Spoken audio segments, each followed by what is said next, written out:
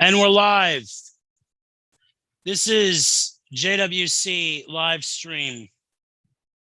JWC Livestream. Today we are doing sublimated poesy with David and Ricky. They call me Ricky after all. And David, are you there? Yes, I am. So there's David down there. Both David and Ricky are poets. And we want to try to honor poesy and the poetic muse and all the spirit that flows through that with our shows on Mondays. Last week we had a read. Sometimes things don't work out optimally. It was the same thing on Tuesday, but what it boils down to is we're back on track. And this is mostly about poesy, which is poetry, the love of writing, the art of writing poetry. But we also talk about creativity, because I, for one, am a creative obsessor. I'm constantly writing, working on creative writing projects, and whatever it is, seeking inspiration. Inspiration being the highest coin in the realm. So we usually do a little check-in. I know David is also a creative, and I think he obsesses, but I won't speak for him in this matter. But I will ask David, how have you been, and how's your creativity going? I'm doing very well. I'm working on Athenaeum. As I mentioned the last time, I'm nearing completion of it. And it's a joint project with our host. And I'm very proud of it. And I'm looking forward to getting it out there in print form so people can read it. Right on. Any other projects you've been working on lately? I've been writing poetry and writing essays, and I've taken up the guitar again. And I was looking, actually, and this might be of some interest to other people, is I was looking into painting, maybe taking a class in painting. Cool. Very cool. I think it's creatives should reach out in all directions. They should think in multi directions rather than in a linear fashion. So, if you are a novelist, pick up a camera and start taking pictures. If you're a sculptor, pick up a violin and start playing it. That's the kind of thing I'm suggesting. Yeah, right on, right on.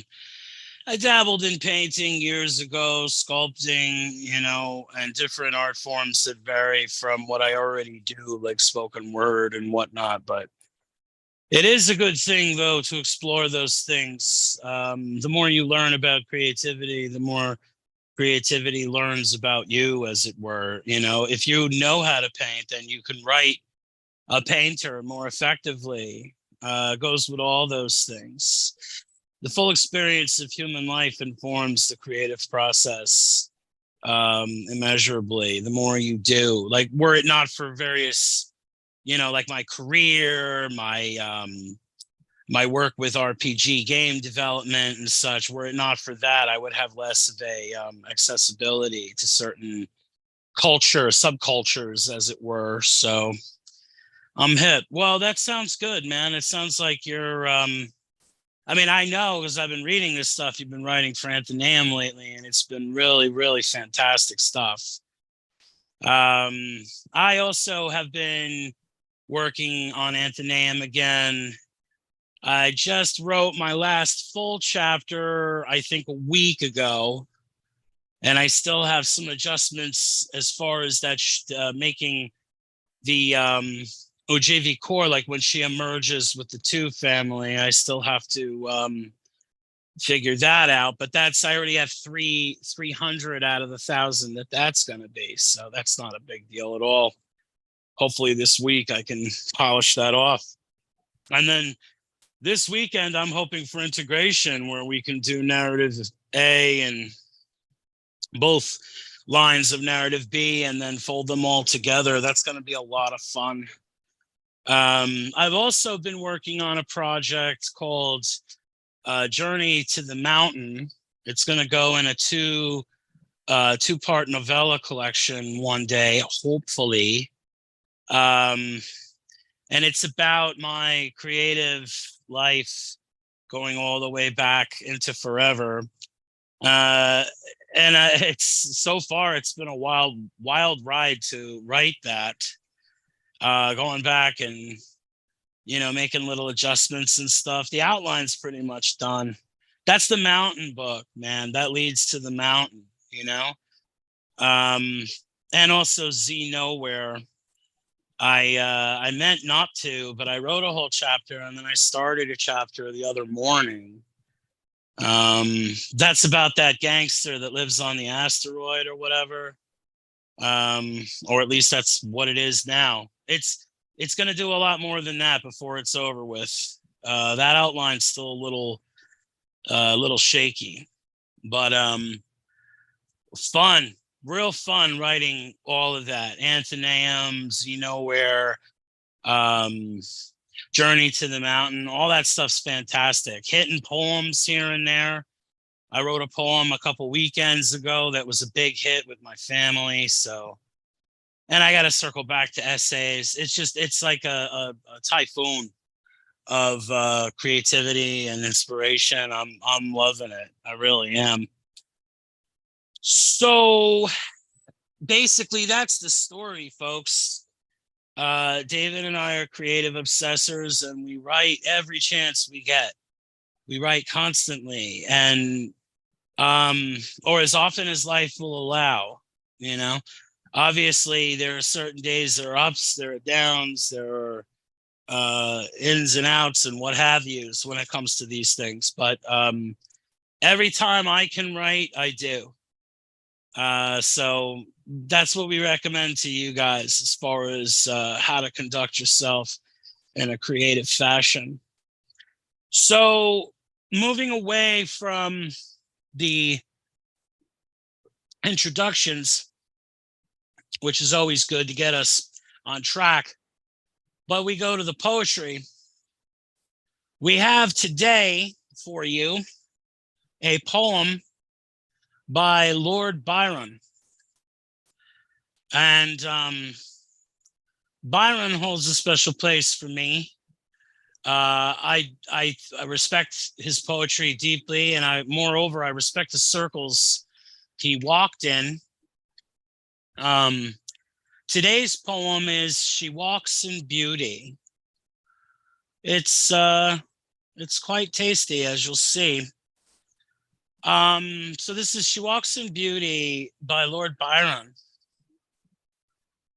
She walks in beauty like the night of cloudless climes and starry skies, and all that's best of dark and bright meet in her aspect and her eyes, thus mellowed to that tender light which heaven to gaudy day denies.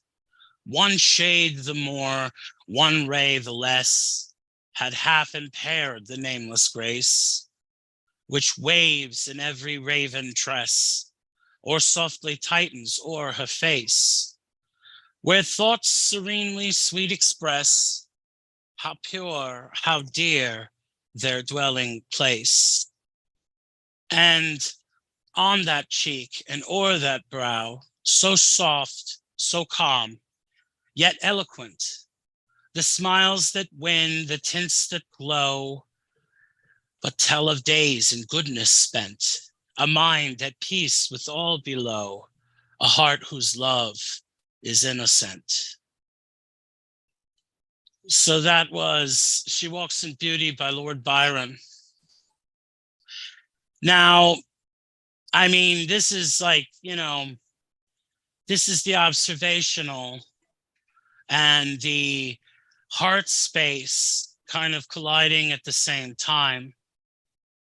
And he's making commentary about these observations and how he feels. These are common tools, especially of that period's poesy, but there's just something about how it all sits, She walks in beauty like the night of cloudless climes and starry skies. So already we have with the glory of the heavens, and we have the stars, which anytime you throw stars in there, their scintillation and their mystery, their enigma, you bring mystery to the table. So her beauty is such that it's like the mystery of the heavens. And all that's best of dark and bright meet in the aspect of her eyes. Throwing stars in the eyes is that's a tried and true weapon when it comes to these matters. Thus mellows to that tender light which heaven to gaudy day denies. So the heavens themselves don't want that comparison, it seems. And it bespeaks some like various influences, but I'd have to make too many daring leaps in order to confirm. I don't know if I'm that brave. One shade the more, one ray the less, had half impaired the nameless grace, which waves in every raven tress, or softly lightens o'er her face, with thoughts serenely sweet express how pure, how dear their dwelling place. So everything is in its proper portion. Everything is measured and delightful as it transpires. Dwelling on her in thought or observation, all is the same. She's a beauty and is seemingly reaching for perfection. On that cheek and o'er that brow, so soft, so calm, yet eloquent, the smiles that win, the tints that glow, but tell of days in goodness spent, a mind at peace with all below, a heart whose love is innocent. So she's beautiful outside, she's beautiful inside. And he can't seem to adore her enough. So she's gorgeous and she's innocent. So to be beautiful and virginal in that period of time was quite a pair. All she's missing is intellect, which he doesn't seem to touch on. But that really is an incredible poem. What do you think about this poem, David? It's a poem that's taught in schools all over the world. And I remember first reading it when I think I was in middle school. It was assigned to us in an English class. And it has a sort of deceptive complexity to it because it's a very small poem. It's 3 stanzas, and the language is very direct and plain and simple. The vocabulary is simple. It's not especially difficult poem to read, yet philosophically, it's a very complex poem. Some of the ideas that come to mind are that the obvious one, that he's praising this woman who has this ideal beauty. And this beauty is based on a harmony that is extremely rare in nature. Also, the beauty is very fragile, implying that if you take away one element of that beauty, the rest of the structure in of itself would fall and the beauty would be lost, that idealness would be lost. She walks in beauty is abstract. And I think what is happening there is that he's talking about the radiance of her beauty creates an environment in which she exists in. So when he says she walks in beauty, he makes reference to clouds and starry skies. All of that seems to be coming, or those are objects seem to be under the service of her beauty, or you could say that her beauty creates them if you want to go that far. That's entirely up to the reader, of course. Mm. So the idea is that there's a sort of this timeless, rare, perfected sort of beauty that's very powerful and creates an environment in which she exists. Now, the other aspect I want to add to that is that there are 2 sides to this. There's lightness and darkness in the poem, referencing the difference between a poem by Edgar Allan Poe and Shakespeare, a sonnet, a love poem, in which he describes his ideal beauty. Beauty is a kind of perfection that is achieved through a harmony and symmetry. Power comes from her rare beauty. Beauty has an air of the divine, and that represents the light in the poem. Displacement, there's a displacement of elements and her beauty suffers. So in other words, if you take away one of those elements, then suddenly she's no longer that rare and ideal beauty. So there's a symmetry and balance between lightness and darkness. The darkness represents mystery and fear, the lightness, purity and love and divinity. And I guess you could say God. When you use the word divine, obviously we're talking about something that is transcendent. So her beauty comes from within and from without too. It is sort of a reflection, like the concept of inner beauty, which is the personality, and outer beauty, which is the shell, the physical body. These two are working in harmony and in balance. Sure. So it's a very complex philosophical concept of he's talking about philosophically about beauty, and he's using her as a subject. That's one of the marvelous things about poetry is it tends to be either sort of a traditional grand narrative verse or historical verse, or if it's modern poetry, it's almost always philosophical. So there's a direct link between philosophy and poetry that is occurring here. And I think it's really beautiful, exquisitely balanced. It's like a little gem. It's like a Fabergé egg, if you will, that he has created here. So it's the poem itself, if you take away one line, it could suffer too. So it's really a remarkable accomplishment in such a small amount of space. Yeah, it gives us a formula for various dimensions of quantifying beauty. And in that sense, you're right. It could apply to the poem itself, to the subject. So there is a bit of genius there. I see where you're aiming at with that. That's a keen observation. And there is something wonderful about multidimensional poetry whose formula itself is informative. And I guess that's one of the things about this guy, Byron, Lord Byron, an amazing fellow, really. And a poet extraordinaire. So yeah, having gone over that, that really is a touching piece, a small thing, but massive in its implications and the way that it teaches and demonstrates. Fantastic situation there. So one of the things we do on this show on Mondays, we separate poems and poets. And one of the things we're doing here is we take a poem, read and analyze, and now we're going to go over the poet, some circumstances of the poet's life. So George Gordon Byron, the sixth Baron Byron, 1788, 1824, known simply as Lord Byron, was an English romantic poet and peer.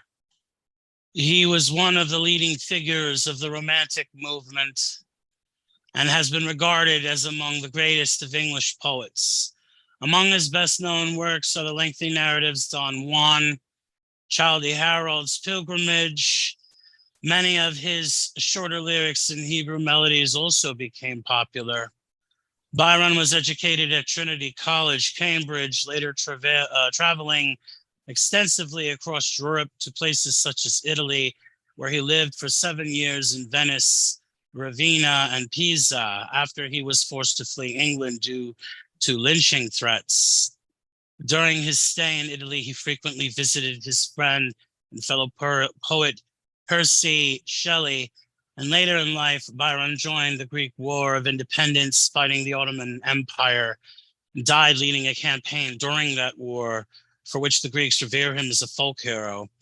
He died in 1824 at the age of 36 from a fever contracted after the first and second sieges of Missolonghi. That pronunciation is probably dreadful, forgive me. His only legitimate child, Ada Lovelace, was a founding figure in the field of computer programming based on her notes for Charles Babbage's analytical engine. Byron's extramarital children included Allegra Byron, who died in childhood, and possibly Elizabeth Medora Lay, daughter of his half-sister Augustus Lay, but that's possibly. We have no confirmation on that. And we all know how people like to gossip. By pressure on the part of his creditors, and this is a theme with Lord Byron, which led to the sale of his library, Byron, imagine that. What a spear to the chest that is. His library had to be sold off to creditors. What a dreadful, what a terrible, woeful situation to have your library reclaimed, basically, repossessed or auctioned off. Dreadful. The things these people had to endure. Back then, books were worth so much that it was a treasure. I mean, they're still worth in the soul, but I'm talking about even bread-wise. Byron left England and never returned after this. Despite his dying wishes, however, his body was returned for burial in England. He journeyed through Belgium and continued up the Rhine River. In the summer of 1816, he settled at the Villa Diodati by Lake Geneva, Switzerland, with his personal physician, where there Byron befriended the poet Percy Shelley and Shelley's future wife, Mary Godwin. He was also joined by Mary's stepsister, Claire Claremont, with whom he'd had an affair in London. Several times Byron went to see Germaine de Stael and her Copet group, which turned out to be a valid intellectual and emotional support to Byron at that time. Kept indoors at the villa by incessant rain, that wet, ungenial summer, over 3 days in June, with the five turned to reading fantastical stories, including Phantasmagoriana, and then devising their own tales. Mary Shelley produced what would become Frankenstein, or the modern Prometheus, and Polidori produced the vampire, the progenitor of the romantic vampire genre. The vampire was the inspiration of fragmental story of Byron's. In 1816, Byron visited San Lorenzo in Venice, where he acquainted himself with Armenian culture, and with the help of monks belonging to the Mecharastic order, and the help of Father Pascal Auchor, he learned the Armenian language and attended many seminars about Armenian language and history. He co-authored Grammar English and Armenian in 1817, an English textbook written by Auchar and corrected by Byron, and a grammar Armenian and English in 1819, a project he initiated of a grammar of classical Armenian for English speakers, where he included quotations from classical and modern Armenian. So he was very involved in those processes. Byron later helped to compile the English-Armenian dictionary and wrote the preface in which he explained Armenian oppression and Armenian struggle of liberation. His two main translations are the Epistle of Paul to the Corinthians, 2 chapters of the history of Armenia, and sections of Nerses and Lebron's orations. His fascination was so great that he even considered a replacement of the Cain story of the Bible with that of the legend of the Armenian patriarch Hayak, which, that's as controversial as you can get, really. He may be credited with the birth of Armeniology and its propagation. His profound lyricism and ideological courage have inspired many Armenian poets, the likes of Jevan Ali Shah, Sambat Shahazi, Hovayan Tumanian, Ruben Vorberian, and others. In 1817, Lord Byron journeyed to Rome. On returning to Venice, he wrote the fourth canto of Chaldee Herald. About the same time, he sold Newstead Abbey and published Manfred Cain and deformed the transformed. The first 5 cantos of Don Juan were written between 1818 and 1820. During this period, he met the 18-year-old Countess Gucciloli, who found her first love in Byron. He asked her to elope with him.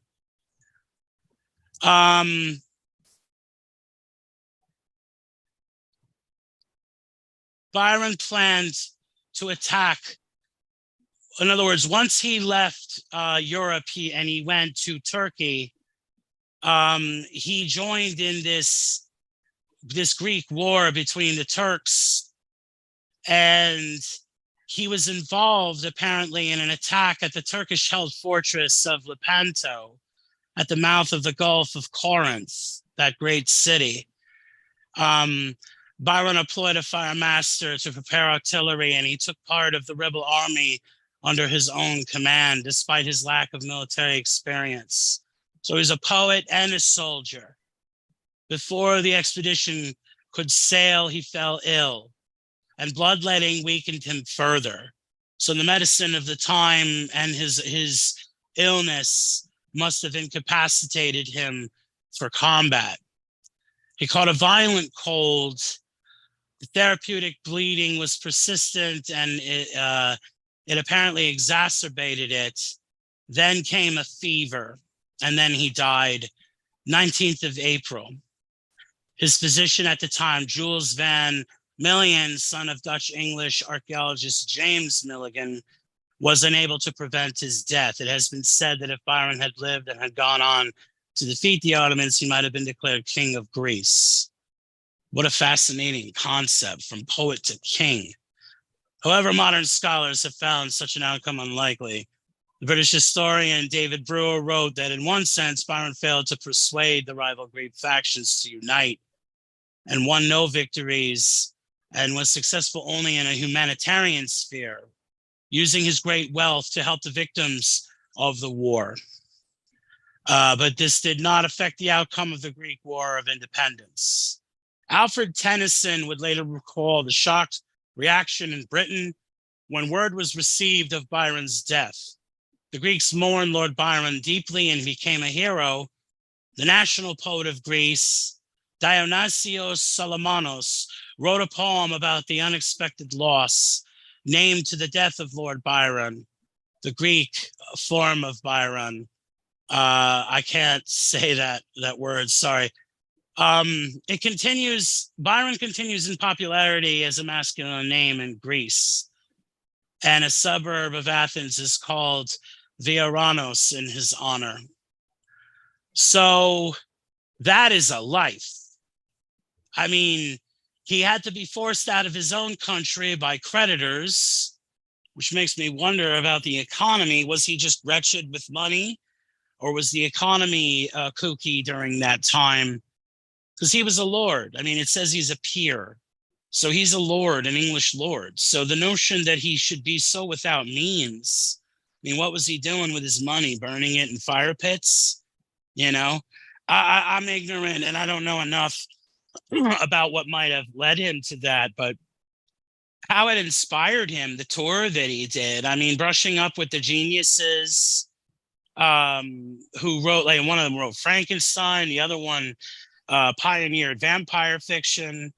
And then he went on to do all these amazing things, sailing around, and then military campaigns. I mean, it's like, it sounds like Baron Munchausen, you know?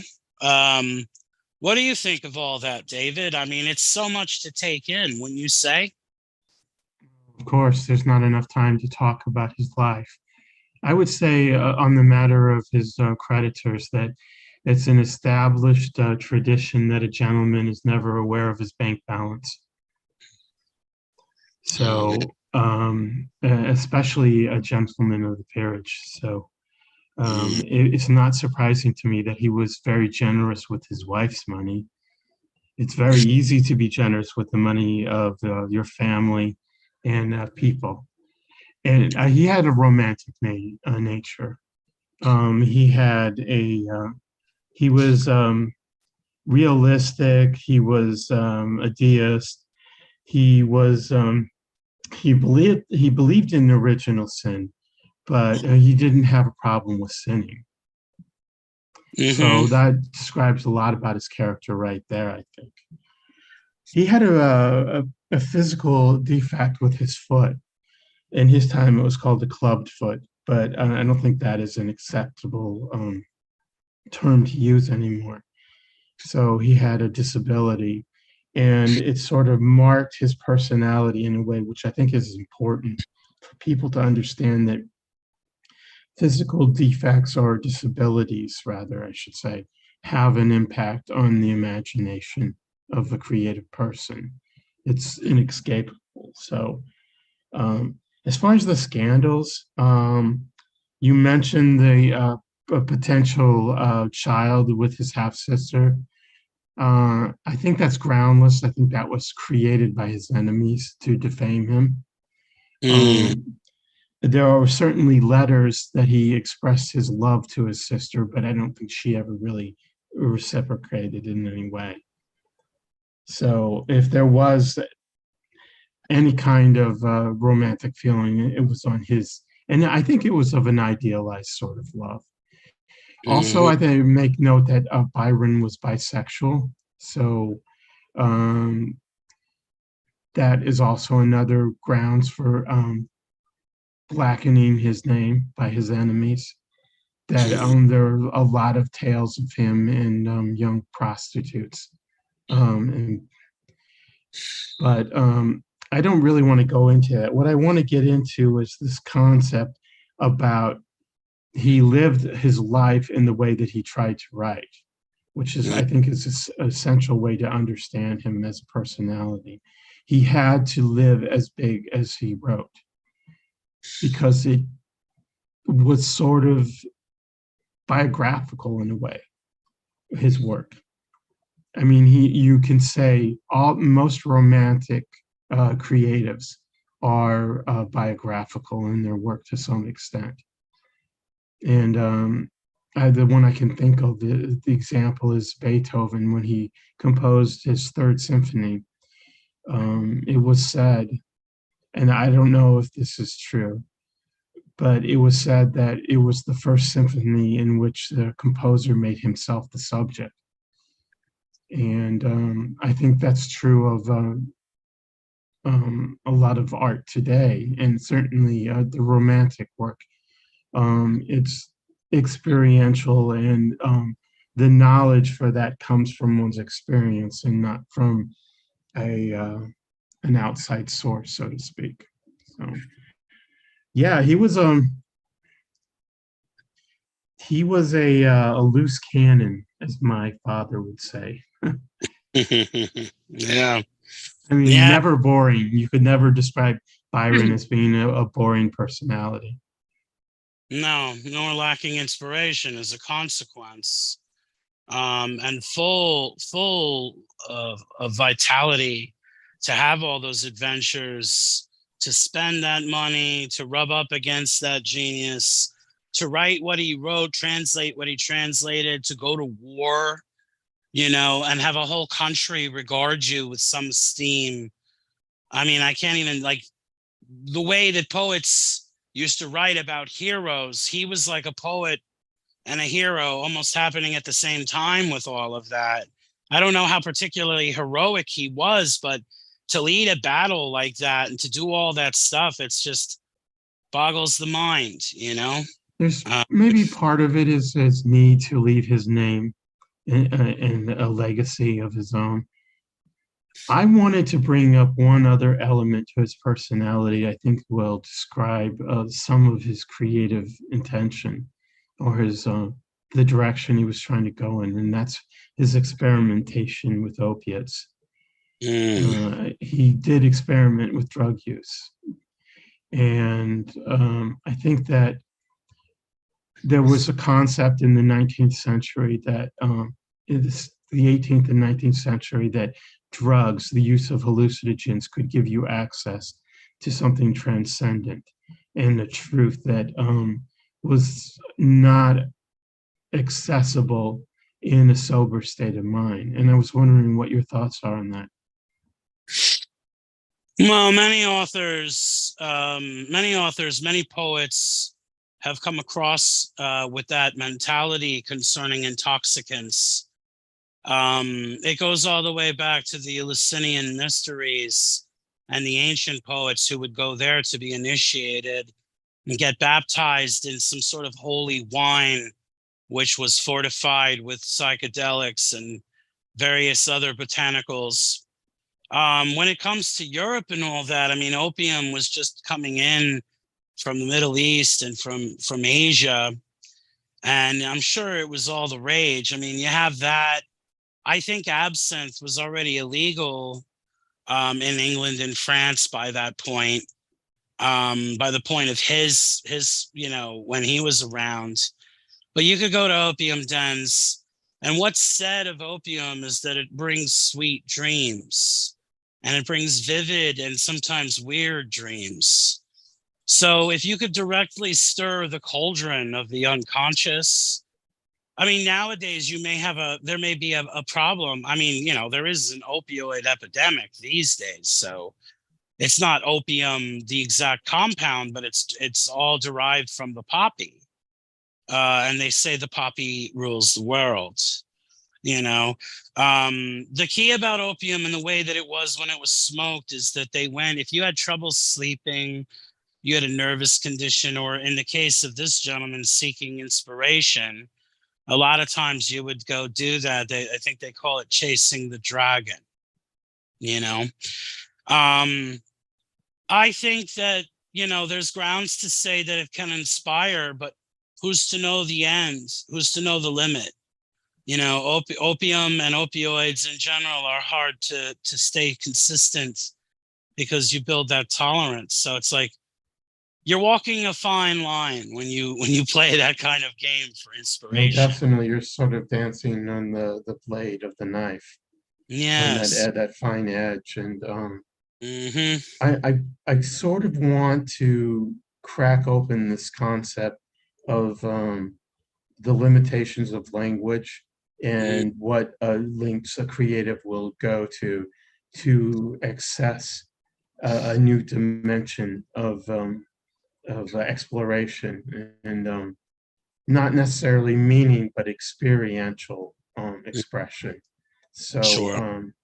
there were, of course, other poets, like I know that Verlaine and Rimbaud both smoked opium at one point, and they wrote about. There was a quote from Rimbaud saying that Verlaine asked him what he saw after he had smoked the opium. He said, "I saw moons chasing moons," and I don't know what that means, but I would like to see that. I'm very curious about that. But you're right. There's a risk of what I guess people would say romantically would be madness, and that it has to be respected. The the use of hallucinogens should almost be used ritually or ceremonially in a ceremony to create an altered state in which a person can access things about their personality. Yes. Not always, but like I said, the way it is with that substance, it's not always easy to keep the dose from climbing. And then once you're taking an overabundance of it, then there's the cost of the habit, the toll on the body.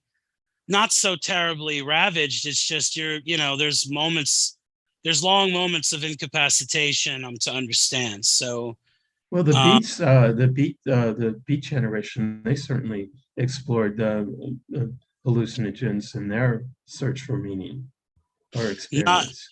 Well, yeah, but like not all hallucinogens are created equal. Certainly, there's a Oh, lot of certainly not. I mean, if we're talking about someone like Burroughs, it was things like heroin that he was, and that was more of an addiction, I would think, in Burroughs his case. also. Yeah, Burroughs also read that book when he was very young about, and it was written by some, I think, an Englishman.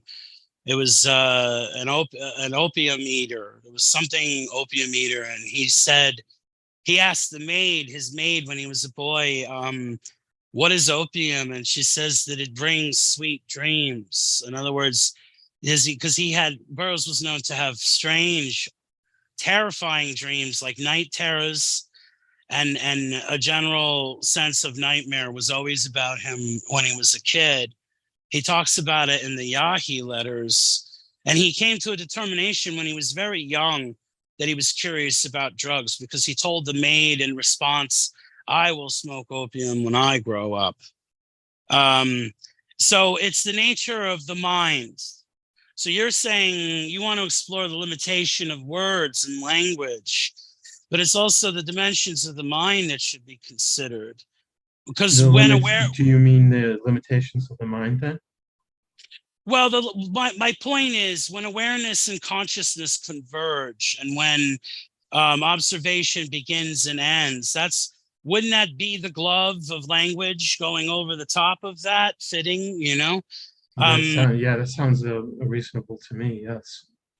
so if you alter your consciousness, it's fair to say that you're going to alter your language. You're going to alter the way that it Oh, presents. most certainly, yes. Yeah.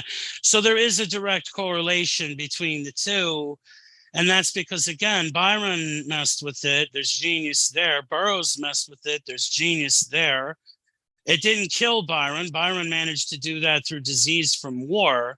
And Burroughs put heroin down after using it for decades. He just was like, nope, I'm not doing it anymore, and I think stopped. I think that So, there's been a presence of hallucinogens in literature throughout time. Actually, oh, they've yeah. always had a relationship with. Mm. They've always sort of been in proximity of each other, or at the very least, they're this. There's a relationship somewhere, and usually it's the bridge is through the person who's creating. Hmm. Yeah, I mean, that's really, I mean, I think that's demonstratable. And that's the thing with regards to the limitation of language.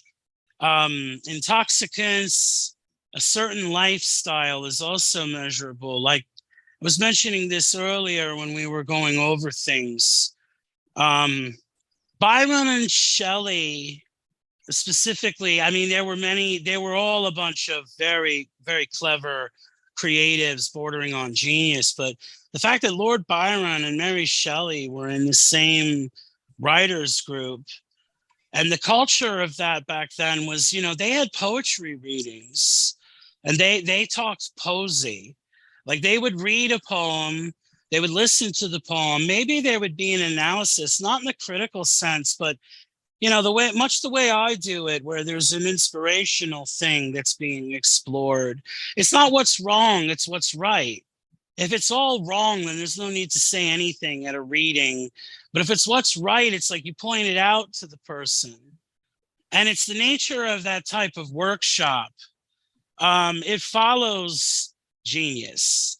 So, like, you have that example back then with Mary Shelley and Lord Byron. You have the example of the Inklings when it comes to Tolkien and C.S. Lewis at the Bird and Child there, that pub they went to. They drank ale and smoked pipes, and they read each other's work in a Would private. assume when they were smoking it was tobacco, however. Yes, yes, that's true. But a beer and a good pipe, that may Yeah, make its own. could Yeah, go ahead. my interest in what I'm trying to pursue here is that I was earlier today when we were talking and gathering our notes for this.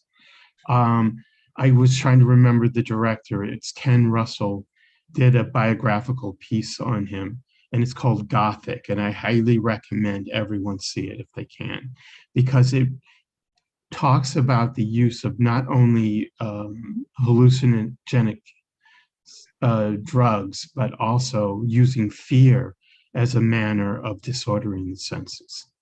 So that's really interesting. They get together on this evening while it is storming outside and try to work themselves into such a state of fear that they begin to hallucinate and see demons and ghosts and monsters. So that's a marvelous point. So you asked, what are the limits of language? Well, first we have intoxicants, and then we have workshopping and the nature of the rubbing up against genius, and then fear, which is another way of reaching into trauma. So we have those devices, perhaps education, perhaps travel. Those things can stimulate and either make language, like limit the language, as you say, or perhaps make it limitless with genius and inspiration and a transcendent quality. And such a man who had an adventurous life and who did what he did, it's no wonder that we have what we have of his works and that they're so delicious and timeless and whatnot. Yes, he was certainly a visionary. Yeah. So that's a fantastic situation when it comes down to limiting language or the limits of language. Do you feel that we've made, I don't think it's been answered, David, because it is a formidable question, but would you say we've made some headway in the right direction as to what it could mean, the limit of language and so forth? I think that anyone who is serious about writing meditates on this quite frequently, actually. But as to getting an answer, I would say that maybe this lies in the realm of science and neurologists, and they will make the final. They will. It's one of those spaces that has been unexplored as a country, so to speak. We talk about Joseph Campbell in the mythology of space, but there should be a mythology of the inner space, between our two ears too, I would think. What do you think about that? Astronautics versus psychonautics. Yes, micro versus macro. Yeah. So that is yet another dimension of the limits of language. I think I smell an essay coming up with all of this. That's excellent. I can't wait to read it. Well, yeah, let's, there are many others that must come first, but I'll at least do my best to outline it. That's how you know you're barking up the right tree, folks, when you have a show that your muse flash comes and you're like, oh, maybe I could get an essay out of that. It would be worthy to talk about it. But we'll see. So, like always, when it comes to these live streams, JWC, that's Joe's Writers Club live streams, time flies when you're having fun, when you're unpacking the mysteries of creativity bordering on the transcendent. I have a blast. And we hope you, our audience, do too. You get something out of it. We're, it's a thing we say at Joe's Writers Club. Joe's Writers Club can't make you a better writer. You have to do that yourself through effort, obsession. You have to make yourself a better writer. But what we're trying to do is we're trying to make you a different writer. And sometimes the difference of like to be different is all the difference in the world for what you're trying to do. And in the spirit of that, please head over to joeswritersclub.com. Check out our blogs and our author pages. Sign up at joeswriters.club for our forums. Check JWC out, all social media platforms like Facebook, Instagram, Twitter, all that. And most importantly, go to our YouTube channel. Please like and subscribe and share with those people who you think would benefit from our content. We are creatives. We have books for sale. Do support those. and and if not us, other local artists, other underground authors and stuff, give them your support, because it's not always easy to keep up following your dreams. And most of us have dreams. We have dreams of publication, authorship, perhaps infamy, fame, who knows? But we're just trying to honor the muse and the transcendent force of creativity. That's what I do in all practices of my life to the best of my ability. Thank you so much for listening. I want to thank David Anderson for co-hosting with me, and making these programs. It's always a pleasure, and we thank you for listening. And we'll be around. So we hope to see you again soon. And you guys take care. You stay creative, folks.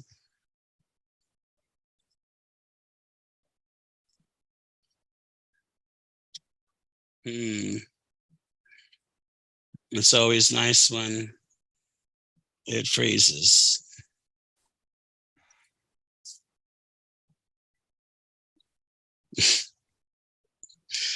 Yeah, it'll end soon, I promise. Yes, we should put the audience out of their misery as soon as possible.